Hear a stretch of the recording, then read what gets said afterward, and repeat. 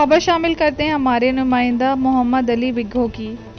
सोलंगी बरादरी की जानिब से वेस्ट प्रेस क्लब के सामने एहतजाज किया और मुजाहिरीन ने इस मौके पर सहाफ़ियों को बताया कि हमारा नौजवान मंठार सोलंगी के कत्ल और कातलों को अदम गिरफ्तारी के खिलाफ हम सोलंगी बरादरी एहतजाज करने पर मजबूर हो गए हैं। तफसीली रिपोर्ट देखिए मोहम्मद अली विग्घो की।